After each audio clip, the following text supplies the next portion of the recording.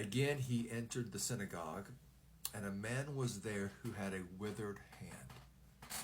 They watched him to see whether he would cure him on the Sabbath, so that they might accuse him.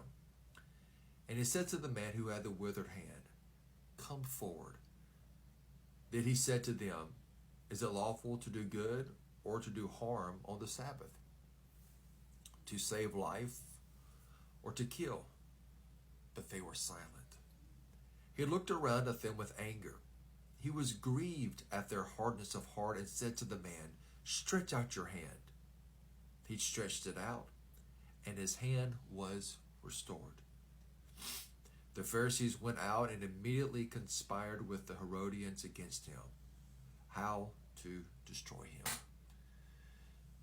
There are a lot of spiritual points that we can draw out of Mark 3, 1 through 6, but I want to keep it very simple. Jesus saw a man who was hurting. He had a deformity, a withered hand. And Jesus acted in response to another man's pain, to someone who was struggling. In our world today, there are many individuals, perhaps our neighbors, someone in our family, someone in our church, our workplace. They're hurting. It may not be a physical deformity. It may be that they lost someone they loved. It may be that they're struggling to pay their power bill. As Christians, whenever we see a need, we shouldn't wait for someone else to step in and to take care of it.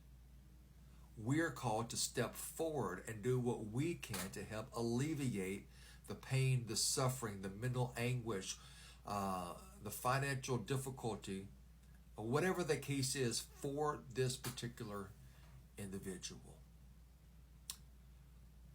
I'm reminded of the passage in John 3. You all know it. For God so loved the world that he gave his one only begotten Son, that whoever believes in him shall not perish but have eternal life. God gave his very best in giving us Jesus, the Christ, the anointed one and the appointed one of God. He gave his very best. And what he is asking for you and I to do is to give our very best. Listen, we cannot help everyone. But just because we can't help everyone doesn't mean that we can't help someone. You know someone that needs help. And maybe it's just writing a card, a word of encouragement. Maybe it's listening to someone's pain. Whatever the need is, whatever it is, God is inviting us to step forward and to help bring healing to this person's difficulty, suffering, whatever it is. This is the message that I want to share with you from Mark 3, 1 through 6. Jesus stepped forward. The religious authorities were questioning him, bullying him, threatening him. He didn't care. It didn't stop him. Someone was hurting, and he wanted to bring healing.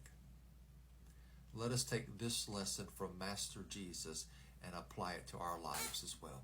God bless you.